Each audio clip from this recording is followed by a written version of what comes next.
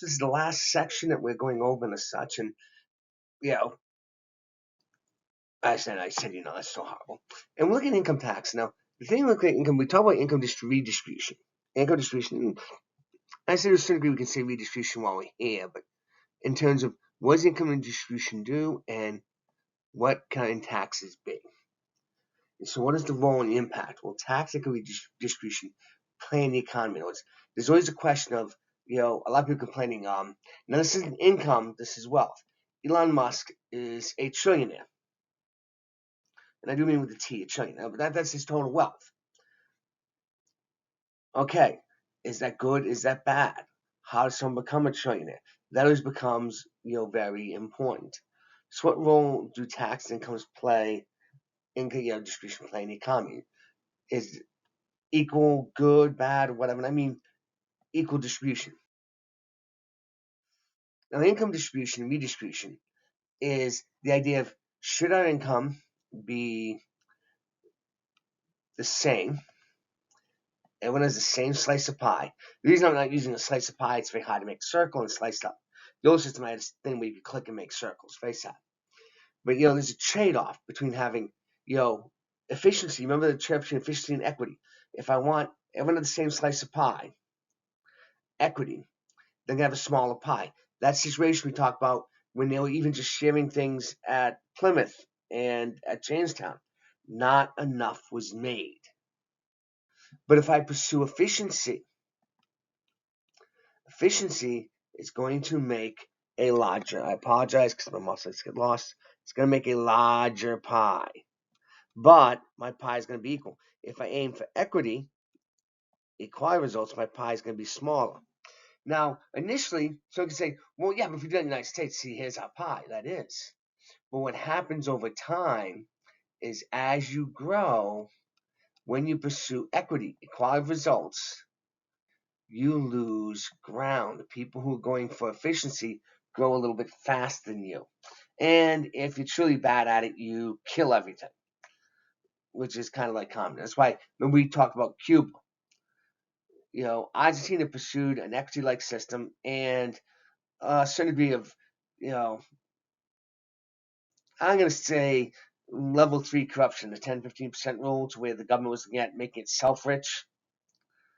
And Argentina stay stagnant for 55 years. In other words, Argentina per capita income was basically the same in 2000 than it was in 1945. Which is mind-blowing when you think about it. Because most countries end up rich during that time period. Because remember McCluskey's theorem, I can learn what other people do and duplicate it. So when we pursue income redistribution, we say, I don't like my distribution of income. I want to make it equal. I'm going to push for equity, the same slice. I'm going to lose some efficiency. The question is how much you're going to lose. And that becomes a debate between two theories. Now, the two theories, keep in mind, both theories, because I'm talking about the neo-Keynesian and the new classicists, both of them deal with reality. Now, granted, the coalition nature of politics makes people say stupid things occasionally because people want to hear something, and so you go stupid. Other times, politicians don't know what something is, and they really want everything to be just peachy keen. And so there'll be a number of times that sometimes some of these points, the theories make them mutually exclusive. Because in application, they just violate each other. In other words, I can't have one, that kind of situation.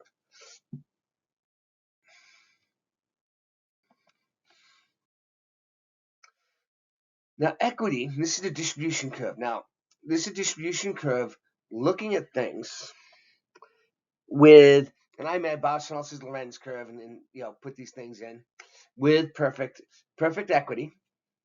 It says equality, I mean equity, in which everybody has the same loans. The Lorenz curve measures income distribution in the economy. So we'll look at the Lorenz curve. It's saying, what is distribution of the income in the economy? What is that distribution? What does it look like? And that's what we're doing. When we look at the Lorenz curve, that is what we're looking at. So you can have perfect equality, which is that red line right at this is perfect equality. I usually say equity to divide it from equality because I use equality, I mean equality under law. When I say equity, I mean the same results. It's just the term equality gets mixed up. In application, they both mean the same. It's just the fact of it's there. But does it matter? What's the impact of it? Now, this is distribution of income, and I have these three countries there because up until the 1960s, Canada and the United States had the same per capita income, give or take a percentage point or two. Now, as Canadians and Americans had basically the same standard of living. The Canadians pursued, both countries had been engaging in a policy that pushes more income redistribution to, move money from the wealthy to the poor and stuff like that, with that objective. The Canadians did it far more vigorously than the Americans. And so Canada today has a more even distribution of income than the United States. Canada is an up-end managed or low-end socialist country, depending on how you want to dice it. Probably an up-end socialist country. The United States normally is and when I say up-end, I mean it's pushing towards the high government end. The United States tends to be we tend to function best as a mixed economy. I would say a market economy. Market economy is probably the best, but we can function as an up-end market economy where the government's getting bigger. When we go into managed economy, we tend to break down. In other words, we tend to have more failure than the Canadians, where they have it. Now, the pink line, which you can't see because my head's blocking out, is actually Mexico. Mexico is a dedicated socialist economy. Their constitution establishes them as a socialist economy. The government runs a number of industry. It has price control boards. It has regulations. It controls what things can be said and stuff like that.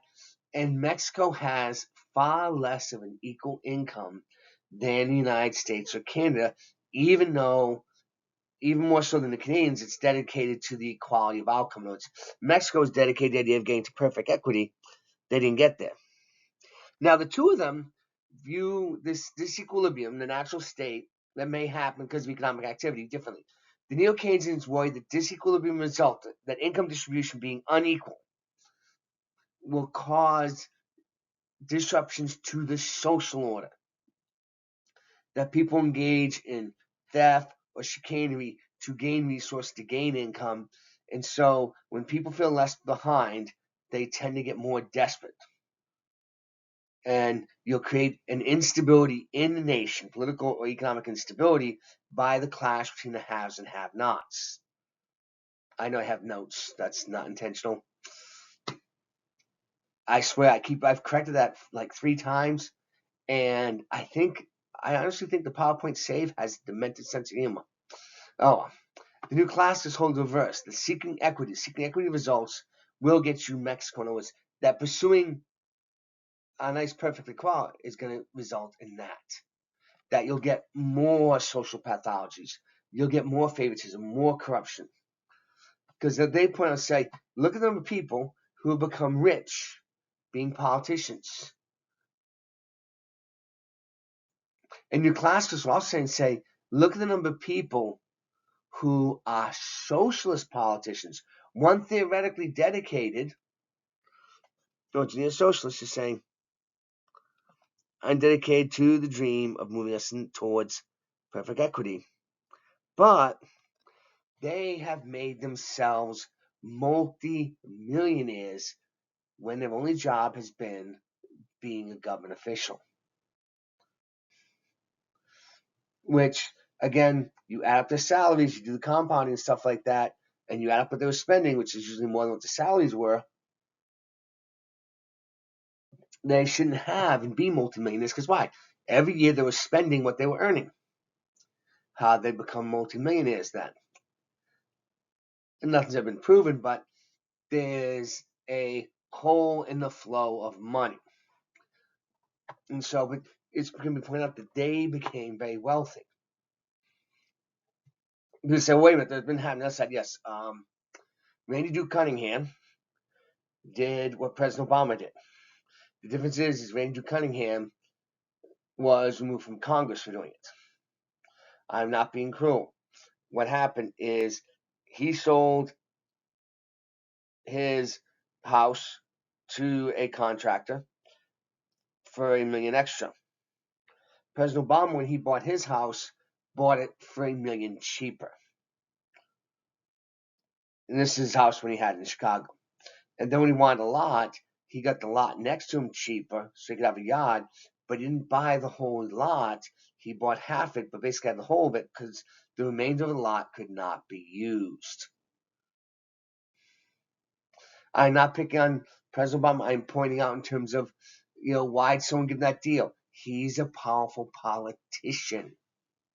And so powerful gun people pursue that often feel like, they earn more, which if you go to communism, which has a big impact, in communism, they even state in communism, those who do a greater return to the revolution are deserved more, even though they're theoretically existing for the peasant workers.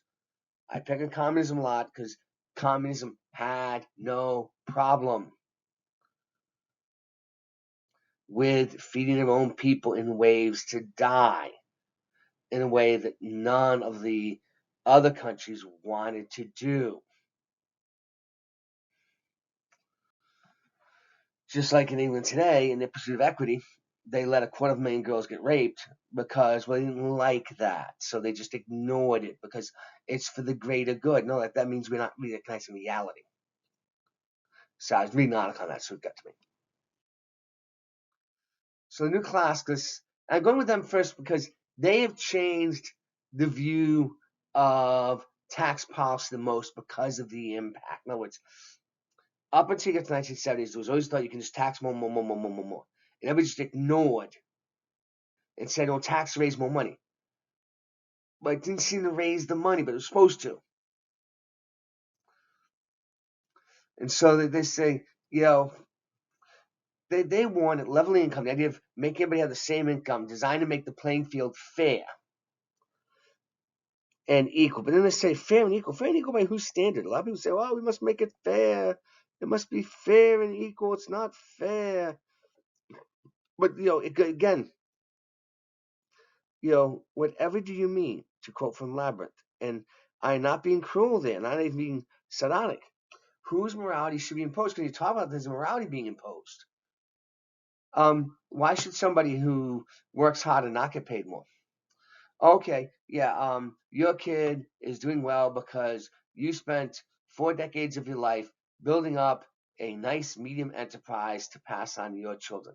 Why shouldn't they get it for it? Because you're the one who earned it. You're letting your kids have it. Why not? Some third person who had nothing to do with anything is making a claim. Why? That's immorality. Whose morality should be imposed? Remember, anytime you have to go back to law and order, once you agree there should be laws, you're imposing morality. When people look at income and say it's not fair, you're imposing morality. When people go into government and they make themselves multimillionaires, they're imposing morality. So is it fair to punish, for the new classical tech, they say, is it fair to punish the hard worker for the lazy one? Is it fair to punish the one who chose a hard major in favor of the one who did Build-A-Bear? You go off and you become, a high-end engineer. You go through all those classes and you work hard and you become an extremely successful draftsman and engineer and stuff like that, and you're making good money. Why should you be punished? Because somebody went through college, they got a degree in feel good, and they're saying they should earn as much as you do because it's not fair. Why is it not fair? You're getting exactly what you worked for. They're getting exactly what they worked for. In fact, the funny thing is, and going back to previous lectures, when you create a high corruption, when you get a low trust society, connections, wealth, being part of the style, in other words, being, someone's child matters more in a low trust society than it does in a high trust. In other words, a very moral society, everybody's going to judge everybody what they do. In a low trust society, a more immoral society, everybody's out trying to get you if they can, so there's low trust. I have to go with people I know, which means a lot of people, very powerful, promote a low trust society because it gives them advantages. It makes it more likely for their kids to win.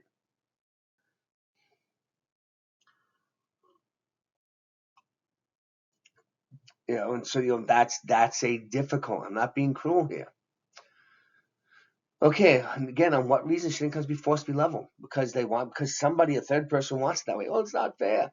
Now, keep in mind, people who say that are usually ones who live very well. I'll pick on Bernie Sanders because he says all the time. Oh, what do you have against? It's capitalism for you to have money. It's just capitalism, capitalism. It's like, oh, dude, you've been a government worker your entire life. You did not make money because of capitalism. You made money because you connect with the government. Before he was in the government, he was on welfare. That's not free markets. He likes to hide his misuse of the system, but he wants to do that. Just like he'll have a senator from Massachusetts goes like, well, if you build the factory, that's nice, but we all built that. I said before, she has a law degree. Did we all build that? I am not being, I'm being only modest and cruel, but it's the fact of she wants to claim things she has no right to make claim of, saying they belong to her like she is the king, the royal we.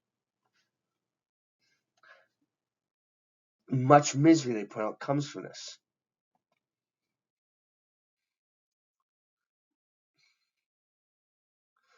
Okay, this is a point from Walter Williams. Let's quote: "Prior to capitalism, or markets, you could say free markets, the way people would masquerade wealth was by looting, pillaging, enslaving their fellow man. Markets, capitalism makes it possible to become wealthy by serving your fellow person. In other words, you make a better good, a better product. What happens? People get rewarded. In fact, heck, the Supergirl movie came out. It bombed. I mean, it bombed like Hiroshima getting bombed, right? Okay, what did it now? The whole thing coming out from everybody in the movie was, oh, people are so mean, they're so hateful. And it was, they are entitled. Billionaire, rich director, rich little actress girl, rich other people saying, the peasants should be worshiping me. They should do what I want. Do they believe in equality? No, they do not. Because what do you do? In competition, in capitalism, you make your wealth by making the consumer happy. You made something the consumer didn't like, the consumer has the right to say what? No. And that's very important. See, so the only way you can become wealthy in a competitive society is by making people better off, by improving the STEM, making a better product, a cheaper product, preferably both. And so that's why the question, when people became, rich through plunder, loot, pillage, enslavement, they used the state power. They were the government. That's why the Pharaoh was so rich in Egypt.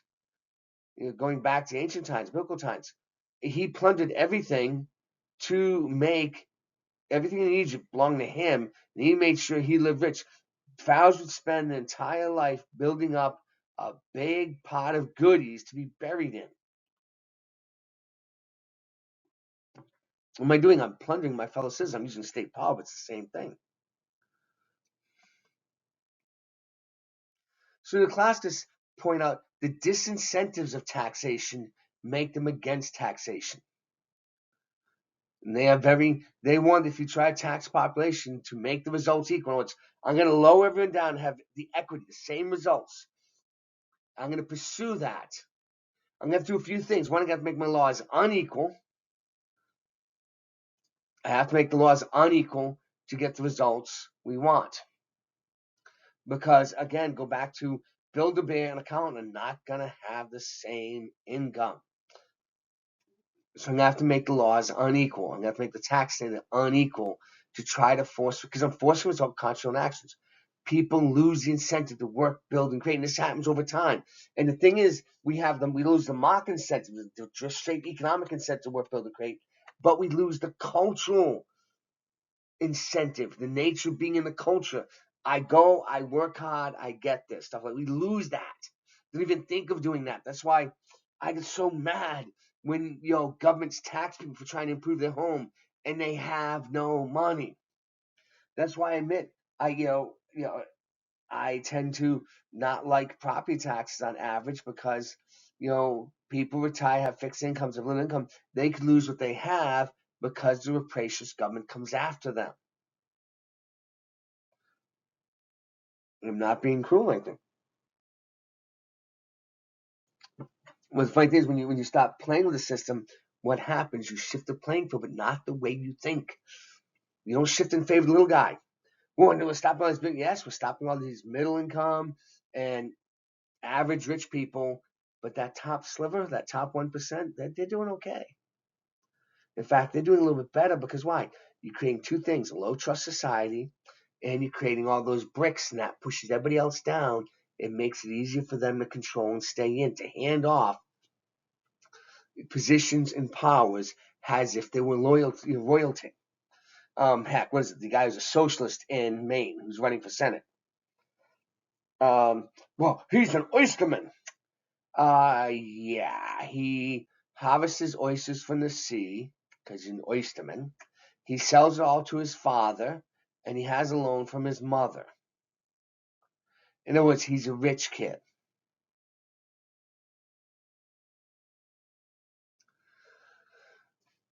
So in terms of, let's say, markets going to reward people by their actions and assign benefits accordingly. Is it perfect? No. Anything this side of heaven is going to be imperfect. But they say it is better than any other solution because any solution is going to cost efficiency, end up with far less equality. So they say the pursuit of equality of results, equity of results, will kill equality of the law and you'll end up with neither efficiency nor equity. And because they agree with this, and yeah, I like the movie Gettysburg, it's cool, but they agree that reality is not equal by result or start. We must treat all by the same standard and actions. Markets tend to do that. We must do that. And that's the point here. I have the whole clip, posted in, I was gonna say Blackboard, but in Canvas now. And there ain't no two things that are born equal. No two blade of grass have an equal chance or anything like that. He's fighting to be treated the way he deserves, not the way his grandfather deserves to be treated. Equality under the law.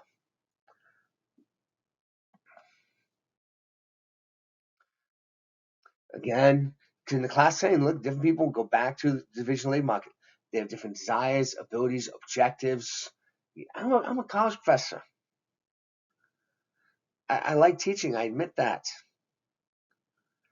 Do I have the income I would have had if I had gone industry? No, if I had gone into, either international operations, logistical my areas could have done, or particularly, monetary operations, I'd be a lot richer today. I like what I do. What's the trade-off? I get paid less with teaching. I want to teach the Christian university because I want to reinforce the faith. I hope you guys understand. We're imperfect creatures. Not just don't mean you guys.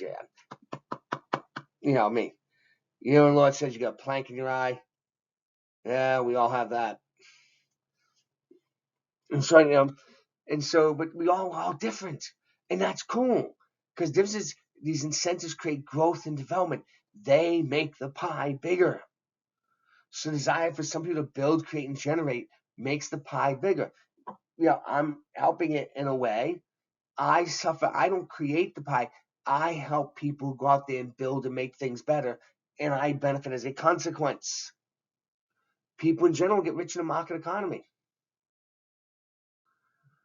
Market economy with limited government. How they get rich? They produce and build and generate.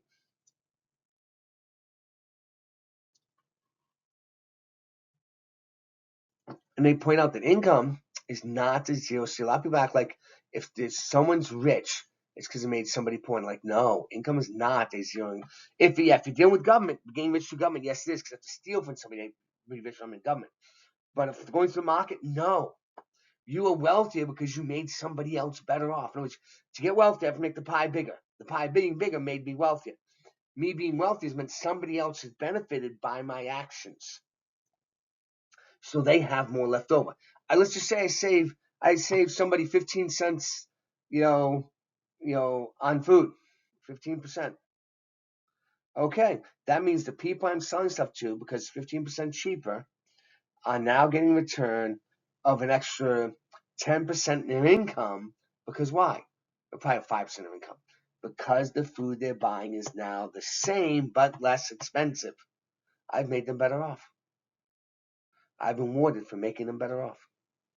I win, they win. Now, the new classics eventually developed something called the Laffer curve. This goes back to the 70s. An economist named Arthur Laffer, I believe is still alive today, points out, he goes, it's very strange because he looked and he raised the idea that there may be an optimal tax rate, T. Because way back when he was working, he said, it's the oddest thing. Governments, the US had like a top rate of 90, and then mentioned that top rate was lowered to like 70. And he looked and said, we don't get much from the very wealthy. You know, it's that top bracket. So he said, there is a disincentive to heavy taxation. Now, one, right off, taxation creates all those deadweight losses we saw earlier, and that's going to reduce efficiency. The other thing is when your taxes go higher, let's use this. When your taxes are going higher, they're going above this point. Oh, I used the wrong one. My bad. When your taxes go higher and they're going above this point, you lose the incentive to build and create. Now, the people say, oh, no, they'll still build and create. They'll spend a lot of their time. Remember the antibodies. They'll spend a lot of their time hiding the money from the government. We'll get rid of loopholes. That's funny. Every time you get rid of loopholes, you end up with more loopholes. Because exceptions for people what? Well, this person knows me. This person likes me. This person employed my son. That's why I build in exemptions. Other people see how they can use those exemptions. What was designed for them, they shouldn't do it. If it's going to save me $500,000 a year and save $500,000, and I'm not going to spend, I'm only spending $15,000 to do it, I'm going to do it. That's it. And so Laffer postulated that there's an optimal tax rate, T, which he believed to be around 25%, of which the government will get the most revenue. Oh, come on. I know the 25% is being a little squiggy. It's because I have my mouse pad here, so I'm doing it at home. 25%. If you go above 25%, people start avoiding taxes, hiding. At 25%, the government will get the most revenue. And this one revenue, when you go lower than 25%, your revenue is going down because it's just the pie may be bigger, but the government share is smaller. So, for example, at 25%, let's just say it's a $28 trillion economy. The government's getting $7 trillion to 28.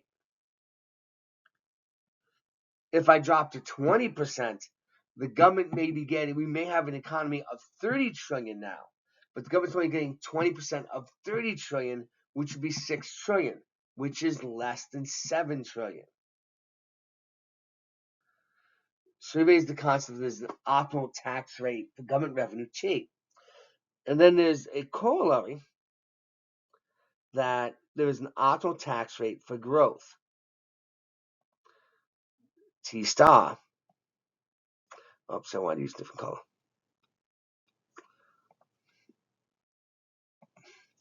There's an optimal rate for growth. So new classics say there may be an optimal growth rate, which will cause a higher rate of growth in the economy. Now, it won't make the economy, you won't get bigger returns and money like that, right? The government won't get more money. The population, in other words, what happens is the point I was just making.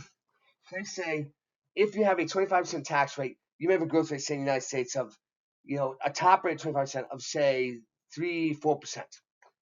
If you went for a 5 to 10% tax rate for the country, you may have a growth rate of 4.5-5% plus. In other words, my economy, they say, new classics say, because you're optimizing, minimizing all your deadweight losses, the government's doing those things it needs to do, you have the best, most efficient growth rate. But you're not going to get as much revenue. That's why when you see where that yellow line is, government revenue is in this area. Look, government revenue is down. You're getting less government revenue. You do have a larger pie. So, for example, Argentina has shrunk their government and been reducing their tax, stuff like that. The governmental sector in Argentina said, well, the Argentine economy has been stagnant. No and yes. Argentina is actually paying down all of their debts. So remember, government debts, the Argentinians are getting rid of those. Argentinian private sector, people working, producing baskets, clothing, apples, sides of beef, they're all doing great. Their standard of income, their living standard, everything has been improving for them. They've been, in the last 2 years in Argentina, they've been going up, up, up, up, up, up, up, up. The people who work for the government, because the government's been like top, they went down. But the government's not buying any more money to keep itself afloat. And so that is a win.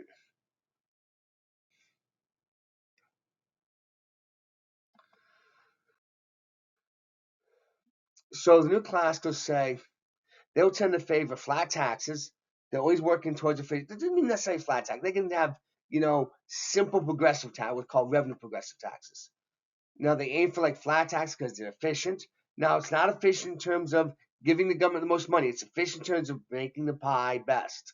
So new classicals advocate for flat taxes. They're saying they want, and I'm going to put this in the new classical review.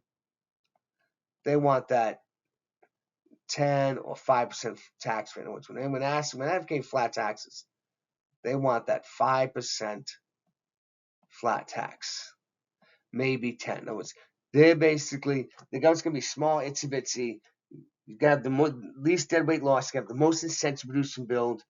People aren't going to be doing stupid things as much. An interesting one is Russia in the early 2000s because there's so much corruption, waste, fraud, real complex taxes, they directly tax the rich. The Russians went to flat taxes in the early noughts to achieve high growth, which they did. They got their high growth rate with flat tax. Now, when they do these things, they're advocating that it is the most efficient outcome for the nation at large, not for the government sector, the nation at large. A secondary effect, when we talk about property rights, it reinforces those benefits, those items that tend to work.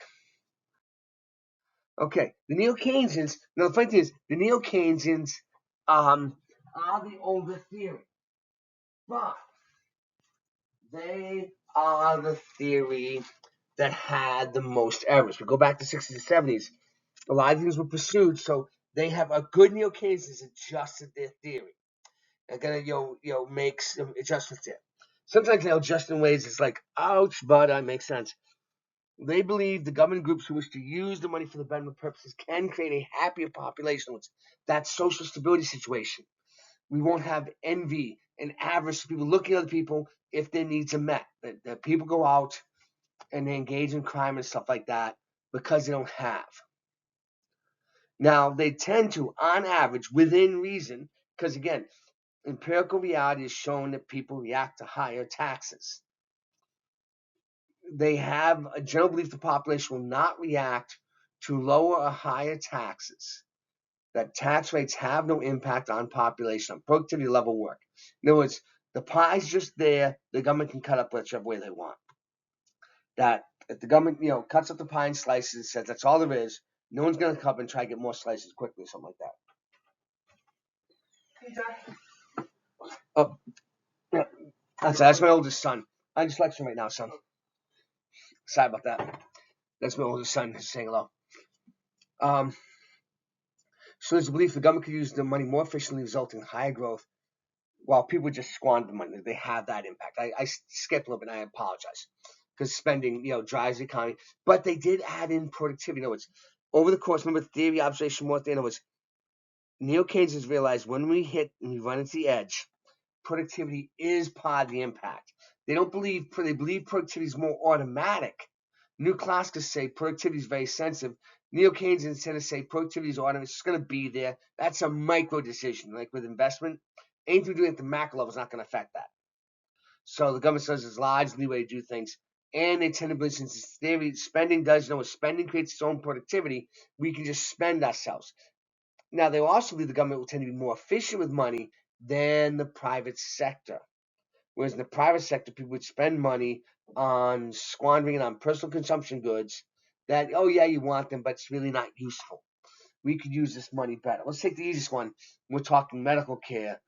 The private sector, you have a lot of rich people getting face jobs and stuff like that. And they do.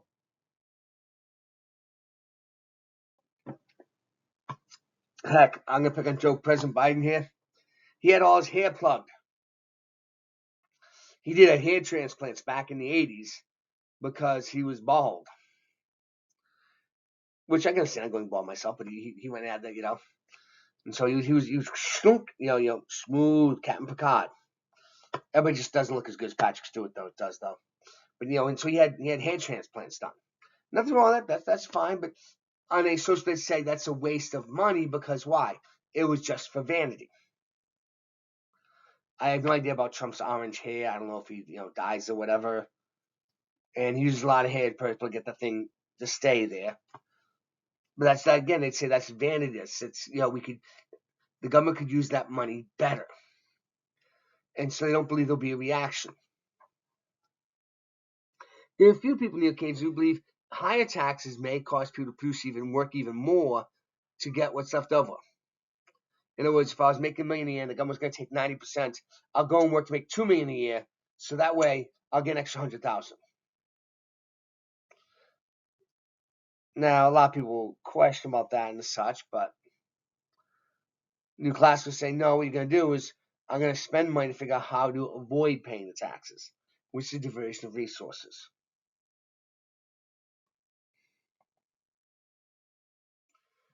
Now, progressive taxation is something that came from the Keynesians, and this is a modification. This item of progressive taxation, right, is from an impact, these rates I have here, from an impact of the classless, proving high taxes create disincentives. And so, now progressive taxation is we tax people more because we want to get more money, but in this case, the revenue tax, we don't want to create a disincentive. In other words, we don't want to create a disincentive. What was discovered when the United States in the 80s moved our top marginal rate from 70 to 50 and then from 50 to 28, the people who were paying 28% were paying more taxes when they were paying at 28% than they were at 70. And again, the new class goes saying, they'll say, we're going to refer back. We're going to refer back to Warren Buffett, who I pick on a lot, because Warren Buffett says he can afford to pay 70% taxes. The government should be doing now. Nothing is preventing Warren Buffett from giving the government more of his money. He does not. But it's actually worse than that. Warren Buffett games the system. So even though our top marginal rates, including everything you're paying at the federal level, may be about 45%, Warren Buffett, by his own admission, pays 2 or 3%. And people say, well, what he's doing is legal. It's all legal. It's all legal. It's all legal. No. My whole point is the hypocrisy. Buffett could give more of his money if he wanted to. He could say, hey, I got so much. Rich people like me can afford to pay. Here's, 55 billion of my $60 billion. In fact, Warren Buffett, when you had the Great Recession, was said, no bailouts. I know I'm going to lose 30 billion, but I was a stupid rich person. I deserve to. He didn't say that. He said if the government didn't bail him out, if the government didn't make him whole, the world would end. He lives in California, which in California, you just put your toe. Heck, because the Super Bowl was played in California, Sam Darnold lost money playing in the Super Bowl. In other words, he would have done better, made more take-home money, if he'd been eliminated in the conference round. Because of California taxation.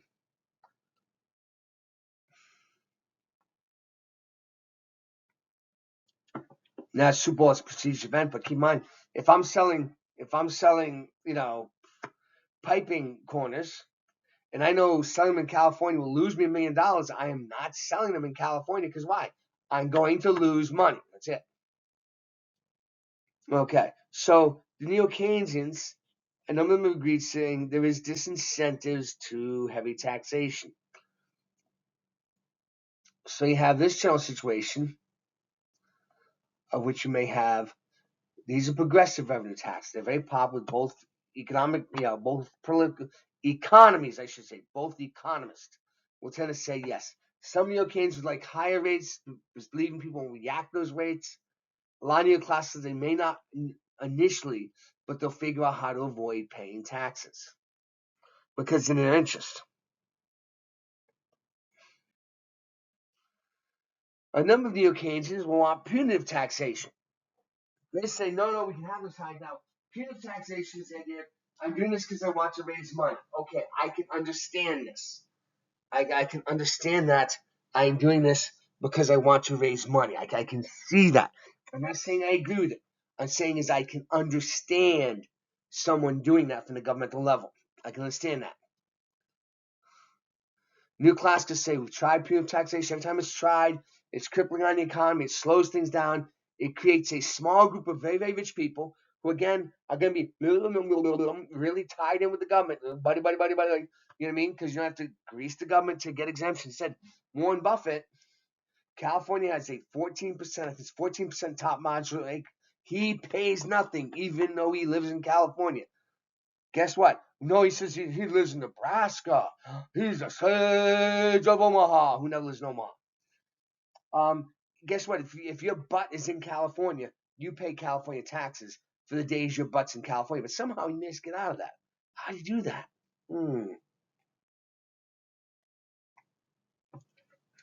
In terms of, that's manipulation. So we have, the impact of heavier tax rates and such. Fun. Sorry, it's my small son. Princess, I love you guys. Daddy's doing some work right now, okay? That's my youngest daughter. She's, she's adorable. She had a birthday yesterday, so she's all over everything. She's having fun. She played a big shock mouth game where you pull the things out of the mouth and it goes chomp. If you pull the wrong one, kind of a little scary when it goes in chomp. Let's see. I liked as a kid, if I would have put a body in it, like, oh, gosh. I know. Let's see how. Now, here's an interesting one. That's punitive. This scares me. This scares any rational economist, Keynesian or new classics. New classics, I can understand. I'm a neo-Keynesian. This one scares me. This should scare any economist. This really scares me. I would raise taxes even if they do not raise revenue. No, that's envy. That's disdain. In other words, somebody over there. I just want to kneecap somebody. I just want to hurt somebody. I want to see them lose. That's insane. That is demented. See, I can understand the idea of raising taxes because you want to what? I need the revenue. I want to improve the outcome. I want to make things better off. I can understand that. That one I can understand. But you're not going to benefit anybody, and you still do that because why? I'm going to lower these people. Where's the fun in that?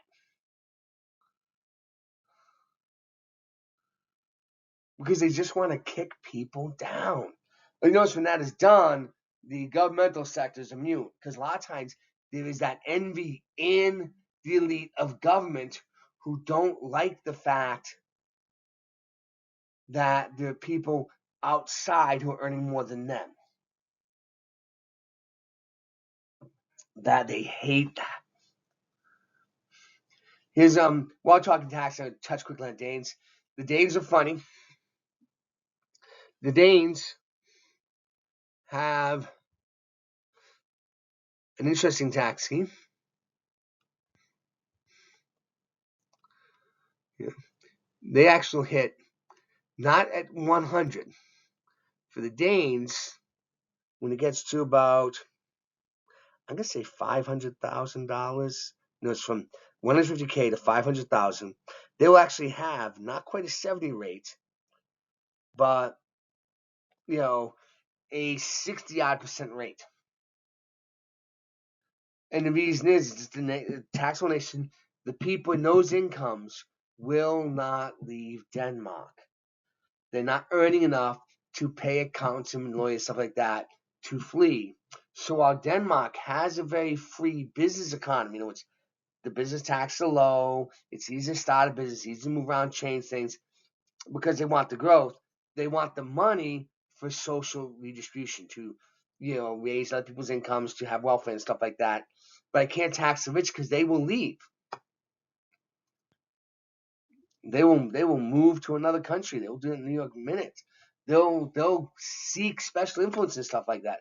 So Denmark has something like, it seems that there, and then when you get up here, it's like 10%, because they want the revenue, but those people will leave. You tax Minnesota, they're going to move to another. They're going to move to another country. They get out of the jurisdiction, because once they move to another country, by international trade treaties, you cannot tax my income that much.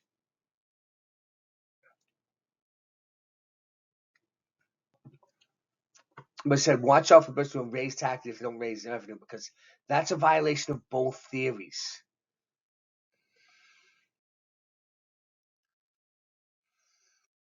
We've already talked about the special treatments people seek to get in terms of that item. You're going to see, once you get those heavy taxes, you're going to see a lot of favor seeking, favor generation. The government's going to reward its friends to, borrow a quote from the U.S. president. Actually, President Obama said this, President Trump said this, President Biden said this. We will reward our friends, we will punish our enemies. There you go.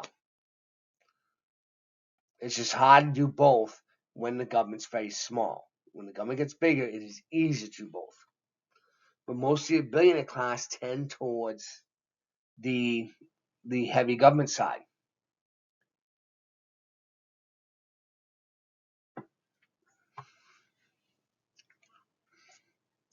Heck, the reason Elon Musk went this way, went to the lower tax side, not just he was paying tax, it was brutal. It's because of the fact of the debt crisis of big government spending. He's like, the whole world's going to go down the tubes because of this debt crisis. And he knows a lot of people in his class, those other billionaires, they think, well, I'll be dead, or I have connections or stuff like that, and they're going to make sure I survive. It's like, no, you're going to get some kind of weird revolution. You get those weird revolutions, lots of people die. And usually after revolutions, your government is a thing that ends up being big and powerful, and it likes that. Well, that's the end of everything for the exams. Great talking to you.